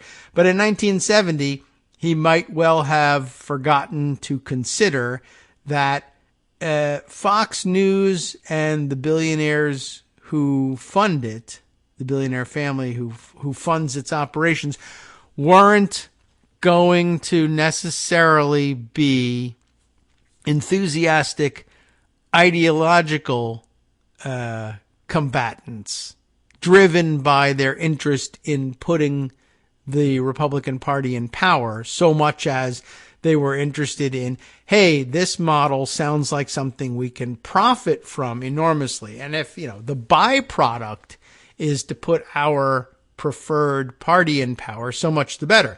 Then we'll leverage that and use it to try to, lower our tax liabilities such that we're able to keep even more of the profits. But we're going to be chiefly about profiting from this. And he forgot that, with a corporate partner in all of this, you don't have an ideological soulmate in running this thing. You have a profit-motivated organization, and that they might not necessarily do the thing that's best for the Republican Party, though, the Republican Party being more or less in the thrall of unfettered, neo-capitalism. You're likely to have pretty good overlap in your interests. Certainly the case on the taxation front. It's the only thing that they remain, that they still have in common. But that you wouldn't have, if the whole thing is about programming Republican voters and their minds, you need to have a cooperative corporate partner who's interested chiefly in that project and not chiefly in making money. And when you're not on the same page, well, you end up having problems. Like here, as the Fox corporate leadership realized, not only is there more money in it, but the only way to continue to get that money is to, give the viewers what they want, even if what they want is not necessarily best long-term for the Republican Party. So he missed that problem. And I don't know. I guess it's a good thing because it means that his project is screwing up, but I don't know if I love the results of what we ended up with either. Indeed, I'll continue with Amanda's view of things here. Indeed, the relationship that Ailes imagined between the network, its viewers, and the GOP is turning out to be the inverse of what he imagined. He wanted Fox to be a place where Republican leadership handed out marching orders of what to think and how to act to a compliant audience. Instead, it's the audience who is using Fox News to set the priorities for the GOP. Ideas and demands burble up from the fever swamps of right-wing social media, where they're picked up by Fox News.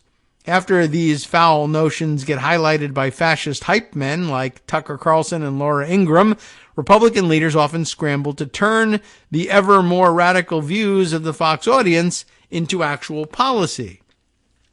Now, Dominion alleges that Fox, in its eagerness to validate Trump's false claim that Joe Biden stole the 2020 election from him, repeatedly presented as fact conspiracy theories accusing Dominion machines of changing votes.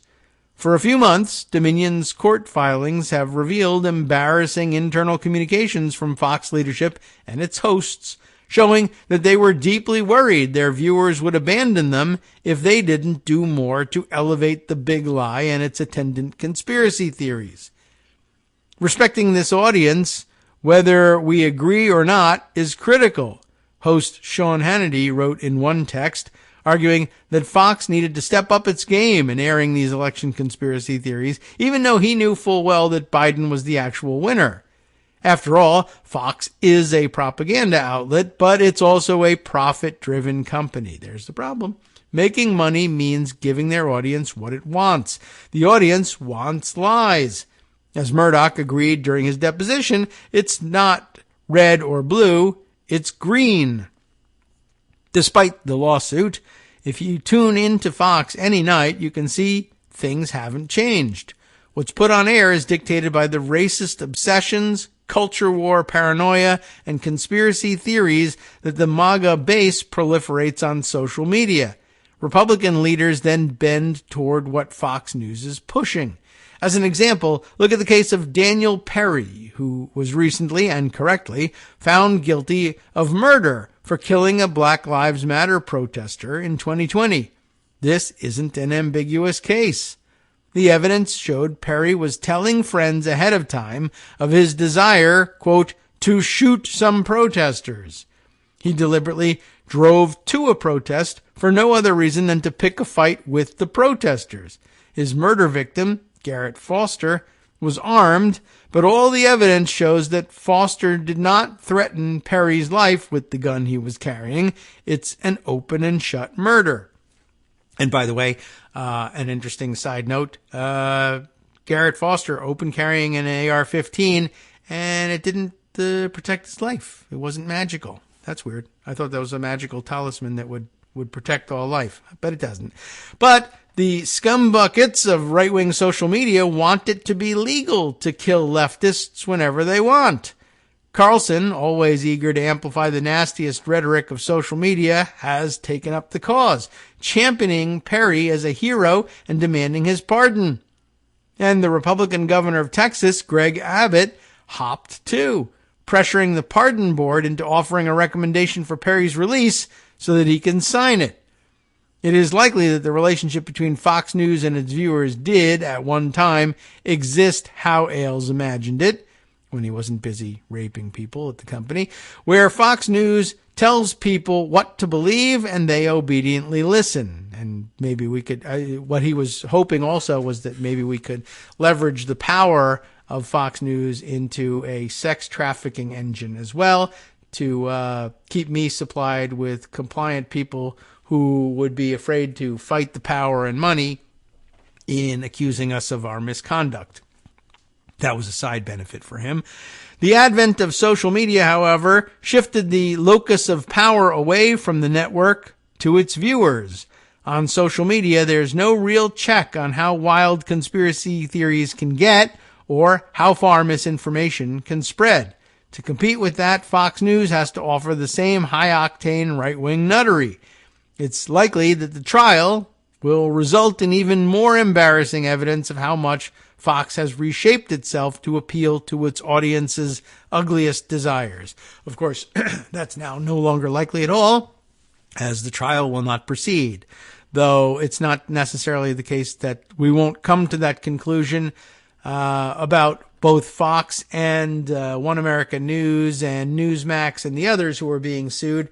And it's not necessarily the end of Fox's time in the barrel, as they accused lots of people of tampering with the election, and now they'll all be suing. On Friday, Fox blitzed reporters with a statement that bragged that, quote, the case has had no impact on our viewership, and that FNC, Fox News Channel, remains the most watched network in cable. For once, it's reasonable to believe something Fox News is saying. After all, the network has gotten very good at keeping viewers by giving them exactly what they want. So, definitely a perspective of interest there, and also gave us a little chance to talk about something that Roger Ailes missed in all of this. By the way, it also, of course, made me think a little bit of the way we characterize slavery a little bit, or the peculiarness of the institution. That is, all that slavery shares in common with what was going on at Fox News. I mean, totally different systems, totally different level of egregiousness and amorality. But the similar thread I was picking up on was just the weirdness of the idea that the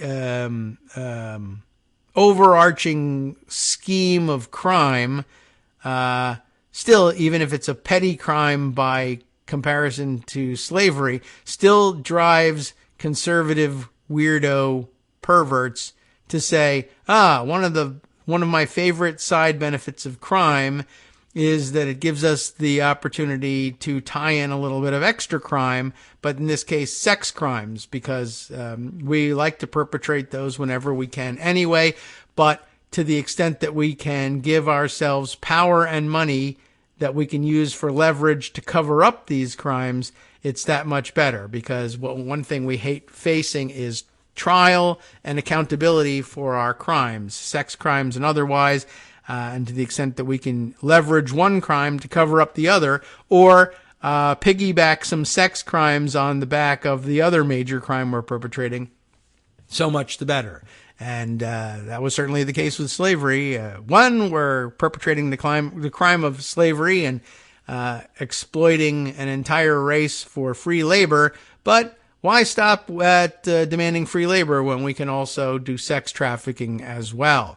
It's just weird how sex trafficking keeps showing up in their crimes and in their accusations against everybody else, of course. But we've explained that to you before. All right, switching directions once again. I'm going to scroll down in Pocket and bring you a couple of things that I've had to skip along the way, but that deserve to be on the record. Everybody hates Matthew Kacsmaryk, right? We all agree he's the worst judge in America, the worst federal judge in America anyway, if you want to qualify it the way Ruth Marcus did. But the thing I want to add to the record today, a Washington Post article of, let's see. Oh, yeah, okay. On April 15th, tax day. What was supposed to be tax day, but which was delayed until the 17th. So what does the 15th mean? Saturday? Okay, maybe that's how we missed it the whole time. The controversial article Matthew Kacsmaryk did not disclose to the Senate. And that sounds kind of boring, but it does hint at something.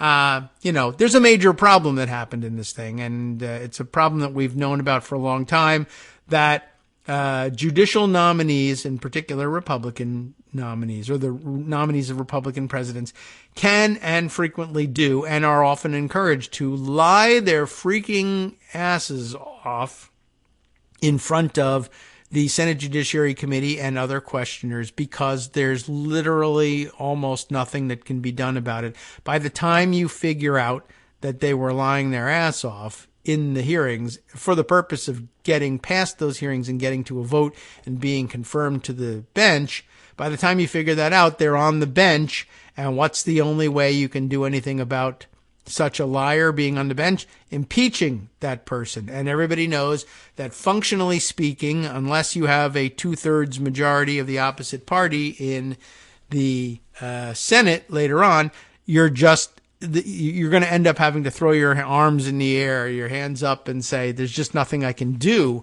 about the fact that this person lied their way onto the bench. Ready? The judge who delivered a high-stakes abortion pills ruling last week 2 weeks ago now, removed his name from a law review article during his judicial nomination process, emails show, thanks to Caroline Kitchener, Robert Barnes, and Anne E. Marimo for their reporting on this. Let's get through what we can before the end of the show. As a lawyer for a conservative legal group, Matthew Kaczmarek in early 2017 submitted an article to a Texas law review criticizing Obama-era protections for transgender people and those seeking abortions. What do you know? The Obama administration, the draft article argued, had discounted religious physicians, who, quote, will not, use their scalpels to make female what God created male, and, quote, cannot use their pens to prescribe or dispense abortifacient drugs designed to kill unborn children. In other words, he was pretty clear ahead of time exactly where he would stand as a judge. And that would create problems for people who needed to be able to pretend that he was coming to the job unbiased. But a few months after the piece arrived, an editor at the Law Journal who had been working with Kaczmarek received an unusual email citing, quote, reasons I may discuss at a later date, unquote. Kaczmarek, who had originally been listed as the article's sole author. Who wrote this? Matthew Kaczmarek did. Any help on this? Any co-authors? Nope. Mine entirely. While I was auditioning for a judgeship, I wanted everybody to know that, I wanted Republicans to know that I was willing to come in with this bias. But then, when there was that brief, supposedly bipartisan accountability moment in front of the Senate, where they would need, a confirmation vote. At that point, he says, you know what? Tell everybody I didn't write that article. That's what happens. He was listed originally as the sole author, and he emails the editor and says he would be removing his name and replacing it with those of two colleagues at his legal group, First Liberty Institute, according to emails and early drafts obtained by the Washington Post. He just lied. Said somebody else wrote the article. What Kaczmarek did not say in the email was that he had already been interviewed for a judgeship by his state's two senators, who had the blue slips, and was awaiting an interview at the White House. He didn't bother telling the Law Journal that because they might have possibly felt that it was unethical to change the authorship at this stage, particularly for such a bad reason. So he hid that from them. He lied about having written the article, and he lied about what the situation was to the journal in question. As part of that process, the confirmation process, he was, of course, required to list all of his published work on a questionnaire submitted to the Senate Judiciary Committee, including books, articles, reports, letters to the editor, editorial pieces, or other published material you have written or edited. Anything. So that one was going to be embarrassing, so he just decided to change the quote facts about this. I'll just say somebody else wrote it, and then I won't be in trouble for not disclosing it. Except you will be because you did write it. Except you're not in trouble because there's really nothing we can do about it. So, what does trouble mean? Anyway, the article titled The Jurisprudence of the Body was published in September of 2017 by the Texas Review of Law and Politics, a right-leaning journal that Kaczmarek had led as a law student at the University of Texas.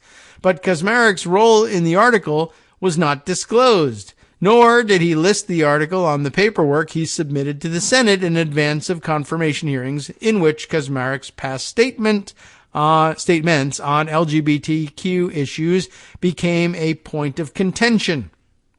Oh, it appears I've added a Q to that one. I'm just used to doing it.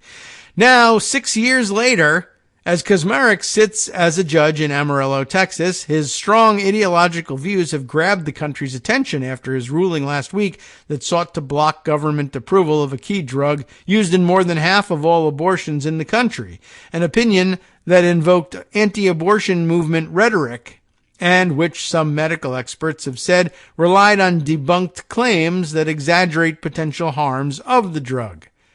Kaczmarek did not respond to a request for comment. A spokesperson for First Liberty, Hiram Sasser, said that Kaczmarek's name had been a, quote, placeholder on the article. Yeah, of course. We needed a name. Should the placeholder be John Smith or Matthew Kaczmarek? What a placeholder. And that Kaczmarek had not provided a, quote, substantive contribution, which is interesting because they submitted it as though he had. Isn't that weird? Aaron Reitz, who was the journal's editor-in-chief at the time and is now a deputy to Texas Attorney General Ken Paxton, in case you were wondering whether he might potentially be honest about things, said Kaczmarek had been, quote, our chief point of contact during much of the editing and was, quote, the placeholder until final authors were named by First Liberty. So I guess he's willing to play this game. On Saturday, after this story was first published, Sasser provided an email showing that Stephanie Taub, one of the people listed as an author on the published article, was involved in writing an early draft. But one former review editor familiar with the event said that there was no indication that Kaczmarek had been a placeholder, adding that this was the only time during their tenure at the Law Review that they ever saw author names swapped. So, I mean, he was just a placeholder. Yeah, well, being a placeholder isn't a thing. Has anybody discussed that with you? Like, we just put that name on there as a placeholder. Why would you do that? Well, until we could determine who the actual authors were going to be. Well, one, how the hell does that work? And two, why not submit it with a note that says, a lot of people have contributed to this article and we haven't decided here at First Liberty exactly who's going to take authorship of this article. Give us a call. You don't just put somebody's name on it and say, what the hell? I mean, unless you think, well, putting that name on it will get us into the journal, which is probably what they thought because he used to be the editor of that journal. That'll probably work. All right. Well, the former editor who spoke on the condition of anonymity out of fear of reprisal, good thinking, I don't know if it's going to work, provided emails and several drafts of the article.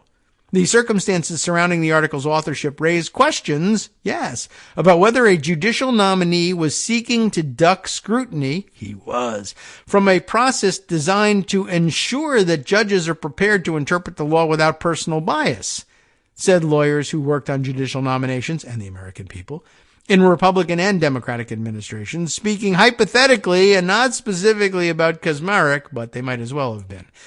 Adam H. Charnes, who worked on judicial nominations while the principal deputy at the Justice Department's Office of Legal Policy under George W. Bush, said he would not have advised potential nominees to withdraw articles they had written or to publish them under others' names. I'm pretty sure the Senate would expect you to produce something like that, Charnes said. The scenario, quote, strikes me as problematic, he said, and he added, a little shady.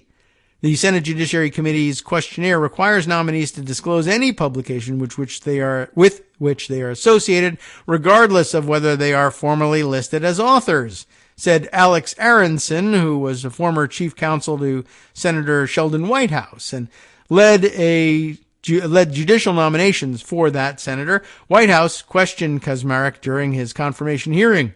That would certainly seem to encompass a published article that a nominee effectively ghost wrote, Aronson said. To leave such a publication off the questionnaire, he added, is unethical and raises concerns about, quote, the candor and honesty of the nominee. Oh, well, womp womp.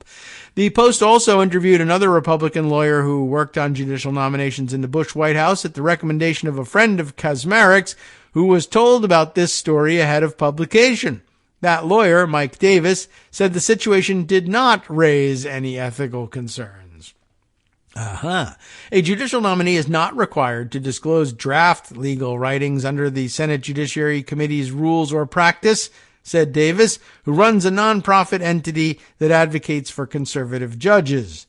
Well, no wonder. He hopes to use that play in the future as well. And you can just become the draft writer after the fact, too. First, you submit as the principal author, and then when it becomes embarrassing, you just say, well, I really was just helping with drafts. He wants this play to be available. It looks, he says, like Kaczmarek didn't want to have any political controversy, Davis added. It's still within the rules. It's really not. When Kaczmarek submitted the article in early 2017, he was deputy general counsel for First Liberty. By early April, he was well on his way to a judicial nomination, because Trump.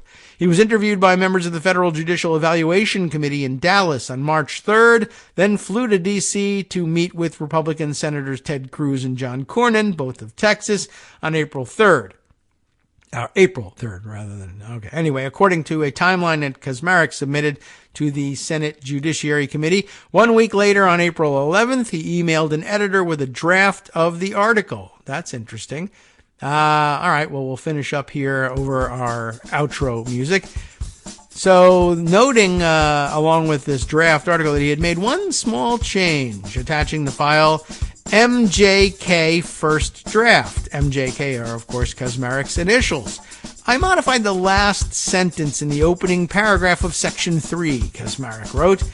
At the end of the message, he added, "Keep fighting the good fight." In late April, about a month before Kaczmarek traveled to D.C. to meet with lawyers for Trump's White House counsel office, he informed his editor that after consulting with the editor-in-chief, he would be replacing his name with two others. For reasons I may discuss at a later date, First Liberty attorneys Justin Butterfield and Stephanie Taub will co-author the aforementioned article, he said, according to an email obtained by the Post. Butterfield and Taub, of course, no response or comment. They both still work at First Liberty. Before this story was published, Sasser said he had emails proving Kaczmarek was not the actual author, but declined to share them with the Post. Yeah, and why wouldn't you do that, right? That's the natural reaction. Anyway, there's a bit more to it, of course. We won't be able to read it all before it's time for us to actually hand things over to Justice Putnam for his West Coast Cookbook and Speakeasy, which comes up next, of course, right here on Netroots Radio. So I encourage you to read the rest of the infuriating thing all by yourself, and once again, realize that our Constitution tells us there's not much we can do about it. You have been listening to Kagro in the Morning with David Waldman. Okay, of course, next on the show, well, he's going to take up Murdery Trader Green's latest stunt for Fox and how it backfired instantly and blew up in her face. It's always good to talk more about that. On the rest of the menu, the first officer has been disciplined nearly 2 years after the Los Angeles Police Department bomb squad blew up a South L.A. neighborhood, detonating a cache of fireworks. You remember that. There's no music behind it, but you still remember it. We'll see you tomorrow.